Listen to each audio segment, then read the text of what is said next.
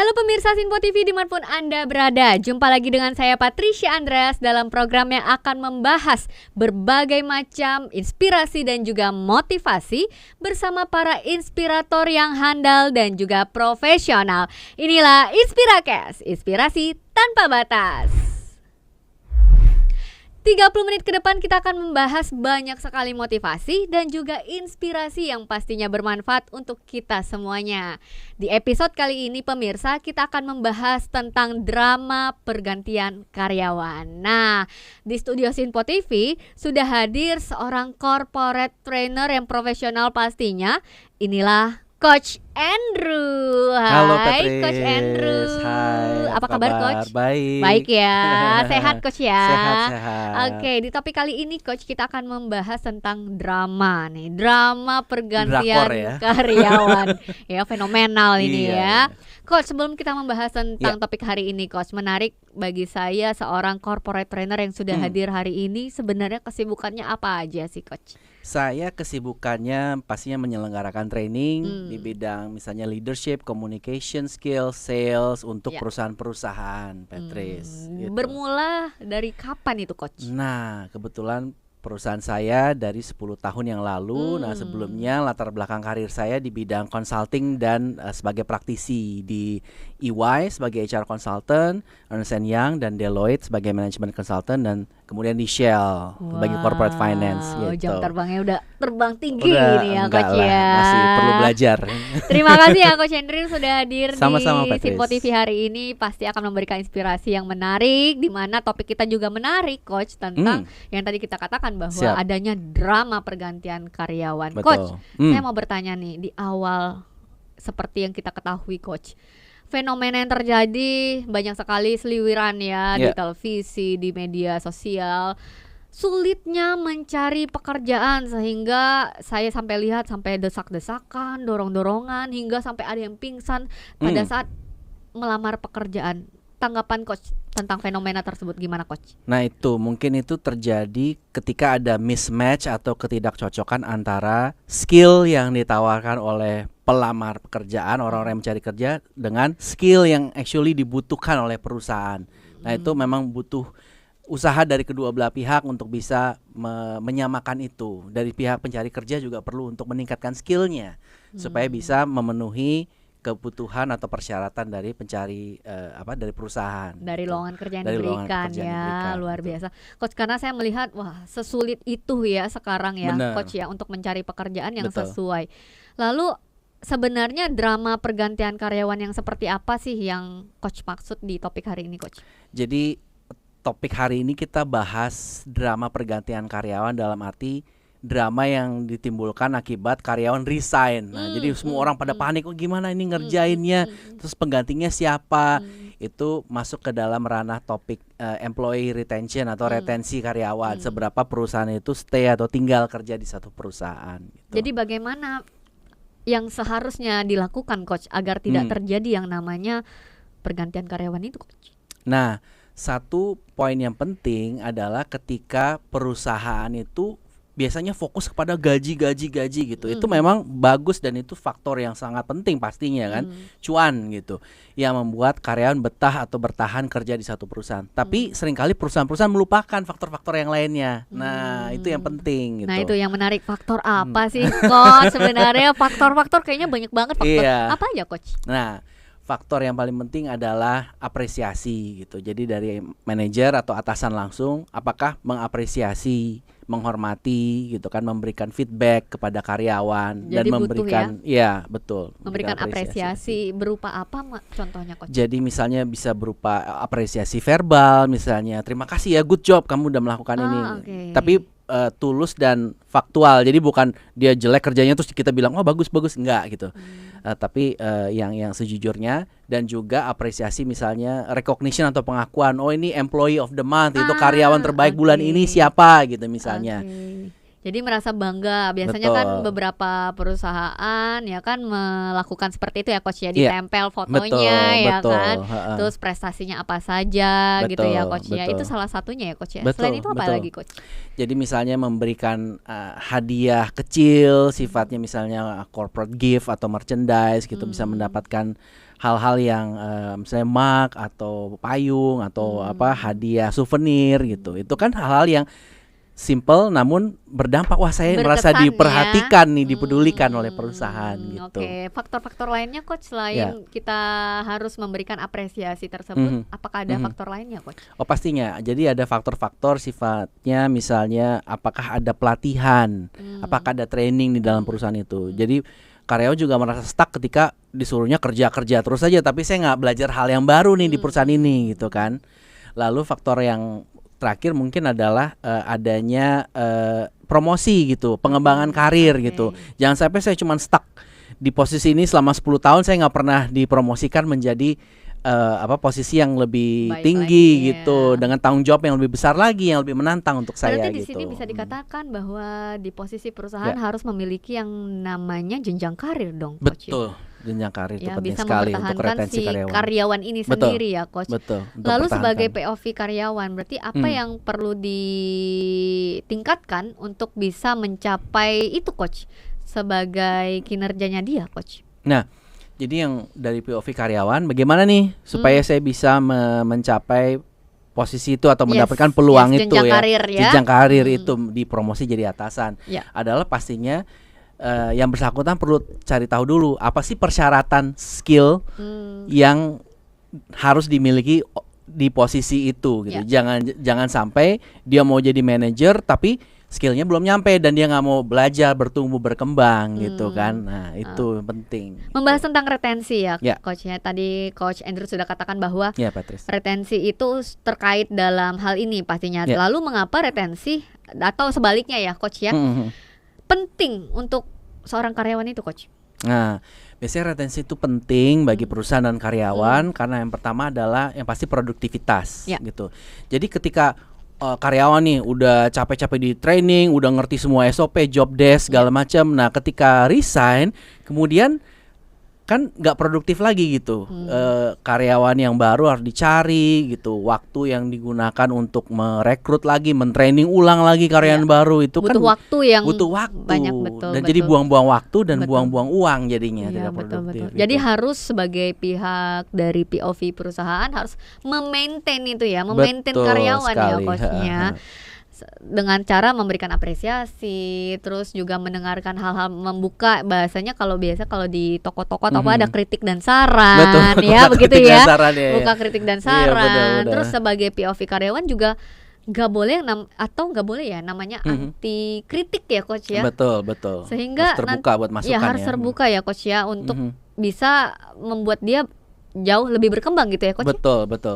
Jadi memang perlu dari dua pihak terbuka untuk menerima masukan dan kritik dan saran yang membangun. Oke, coach, menarik sekali coach. Pertanyaan berikutnya untuk coach Andrew pastinya. Silakan. Bagaimana perusahaan bisa mempertahankan generasi sekarang coach, di mana kita melihat adanya perbedaan generasi antara milenial dan Gen Z coach? Betul. Nah, Gen Z ini yang menjadi tantangan ya. Jadi salah satunya adalah karena Gen Z itu sangat melek terhadap teknologi gitu. Nah, jadi perusahaan justru butuh untuk mengikuti perkembangan zaman dan mengizinkan misalnya kerja yang hybrid, jadi bisa WFH dan WFO gitu. Jadi nggak yang tradisional old school lagi semua harus ke kantor tiap hari gitu. Misalnya itu salah satu cara untuk meretensi Gen Z.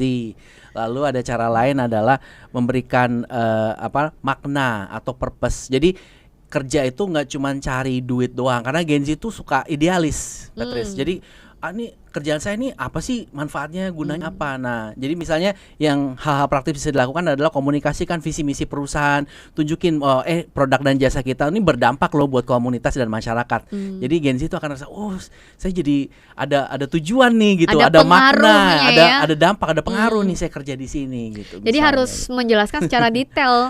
Jadi karena perbedaan antara generasi pun sangat terkait ya coach ya. Betul.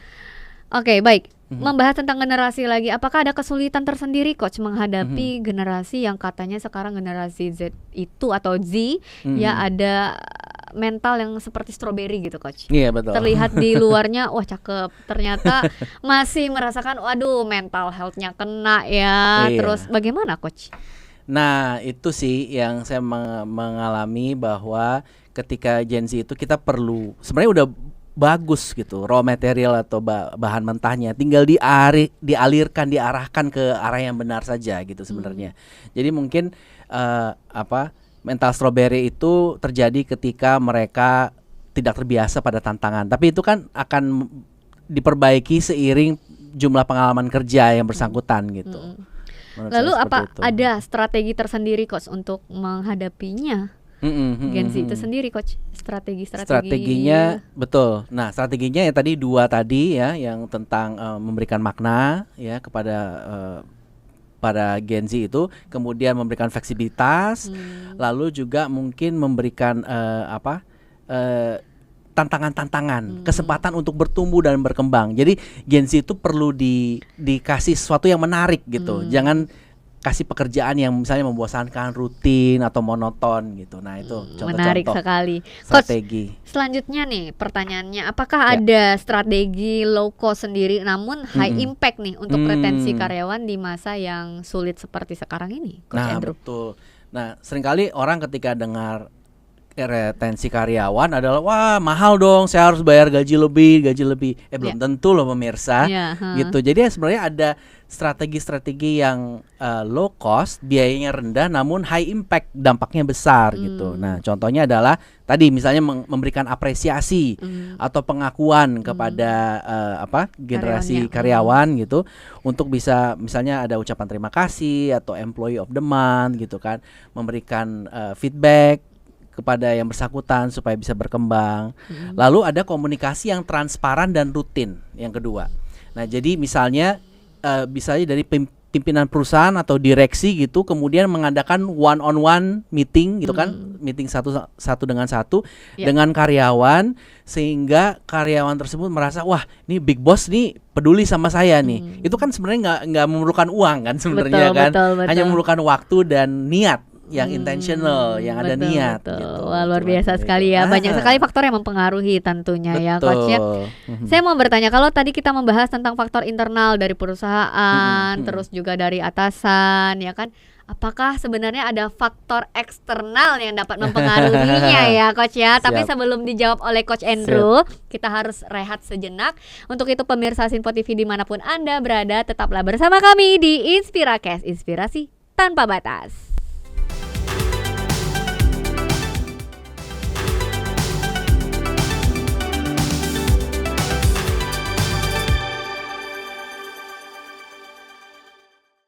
Kembali lagi di Inspiracast, inspirasi tanpa batas. Masih membahas tentang drama pergantian karyawan, masih bersama Coach Andrew. Coach Andrew, kalau di segmen sebelumnya kita membahas banyak faktor yang internal ya, kebanyakan internal untuk mempengaruhi namanya pergantian karyawan. Apakah ada nih faktor eksternal yang bisa mempengaruhi drama tadi coach? Nah pastinya faktor-faktor eksternal juga sangat berdampak pastinya kan.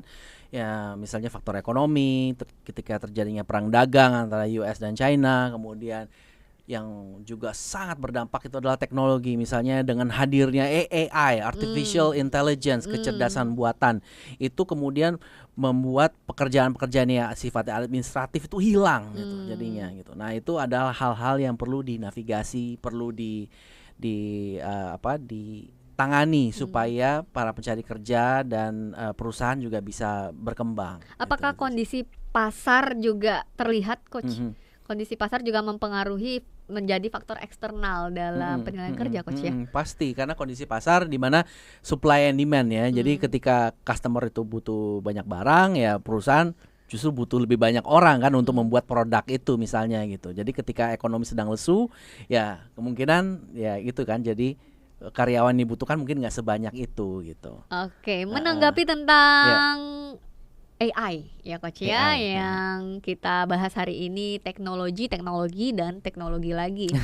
Iya betul. Ada dampak atau tantangan tersendiri nggak coach dengan adanya AI ini dalam menanggulangi ataupun dalam pembahasan kita yang hari ini drama pergantian karyawan, Coach? Nah, jadi AI ini tuh bisa menjadi pedang bermata dua ya. Di satu pihak bisa membuat kerjaan-kerjaan atau posisi-posisi lowongan pekerjaan itu menjadi hilang. Nah, namun kita perlu melihat sisi positifnya bahwa AI ini justru bisa membantu seseorang menjadi lebih produktif lagi gitu. Bisa membantu perusahaan juga misalnya mampu bisa mempertahankan karyawan juga kan ketika menggunakan teknologi AI juga gitu misalnya. Lalu menurut Coach Andrew nih, apakah dengan kita bisa memanfaatkan adanya teknologi AI ini bisa membuat bahasanya malas, Coach?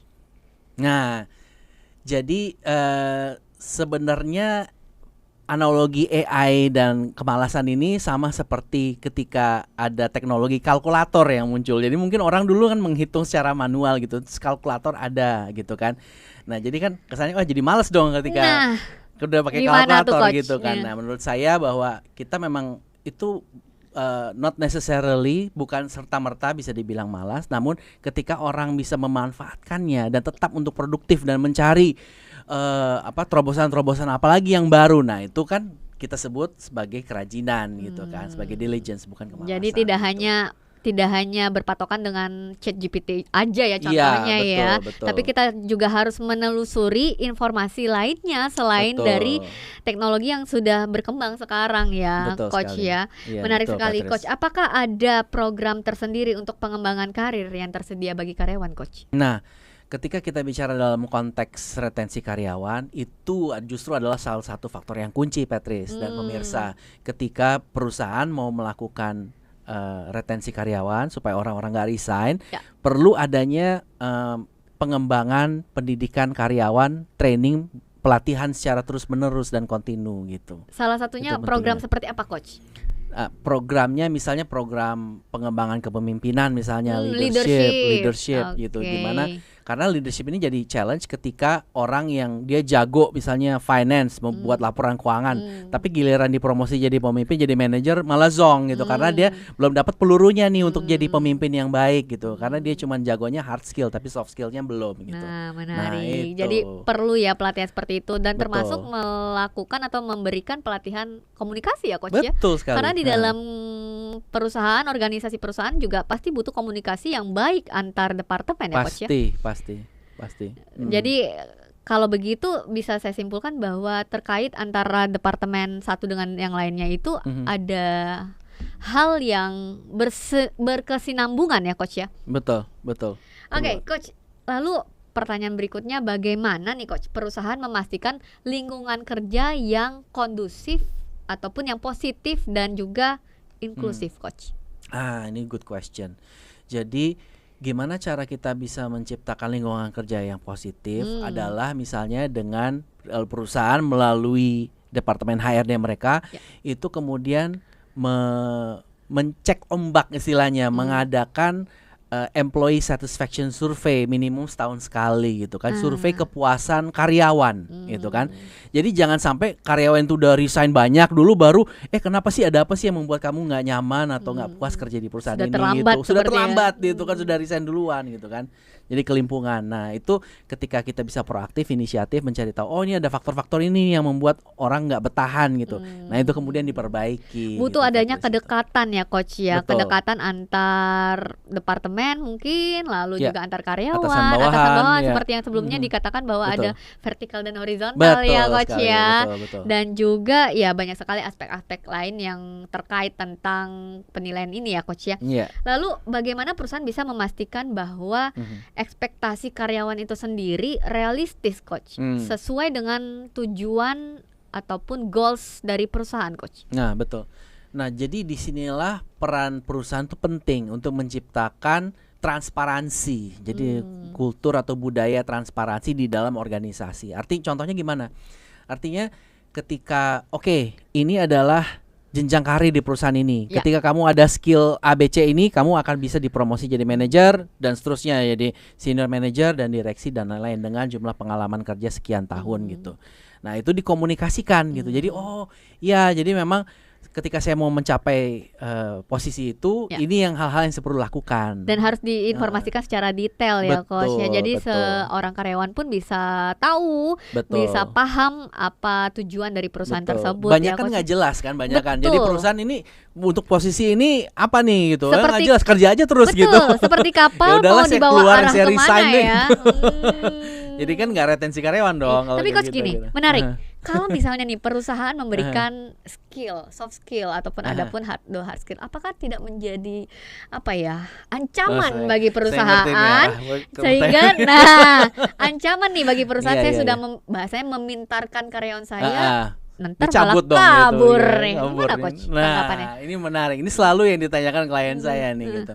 Jadi justru kita perlu ada mindset to abundance gitu. Jadi pola pikir perusahaan dan kita itu harus bahwa mindset yang abundance. Justru ketika karyawan merasa wah dirinya diapresiasi, dikasihkan peluang-peluang ini gitu kan untuk pengembangan ini, mungkin di tempat cek toko sebelah gitu ya, tempat lain mungkin gajinya lebih gede dikit, tapi saya nggak dapatkan culture ini nih, peluang-peluang ini, ya udah deh, saya di sini aja deh gitu.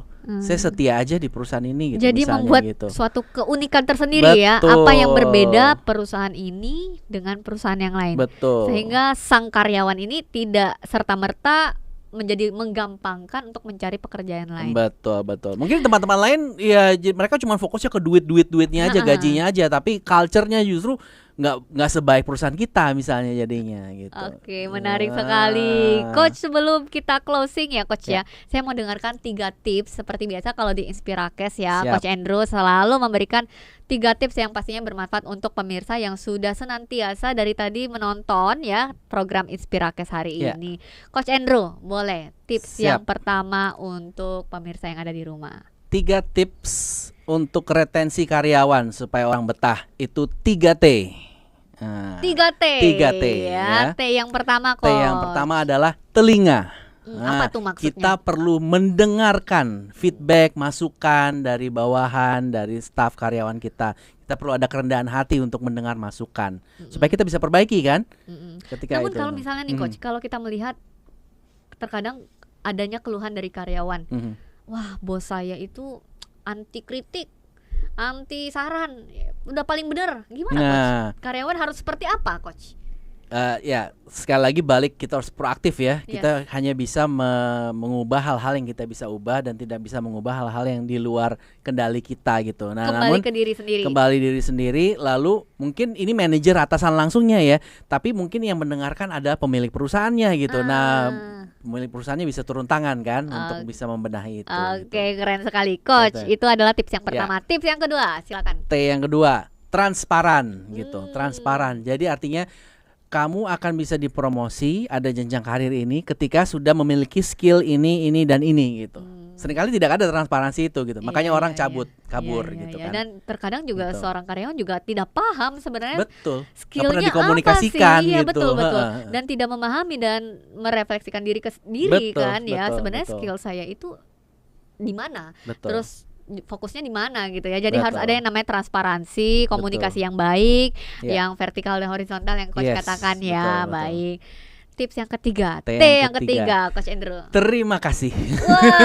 Artinya apa? Kita mengapresiasi bukan menghakimi karyawan gitu. Jadi supaya orang betah kerja di perusahaan kita perlu selalu mengapresiasi gitu. Hal-hal kecil yang tadi kita bahas, low cost but high impact gitu kan, biaya rendah tapi dampak besar. Tapi nggak apa-apa ya Coach sebagai karyawan melihat bahwa saya kerja karena hanya mengejar yang bahasa apresiasi. Apakah nggak salah itu Coach? Nggak apa-apa.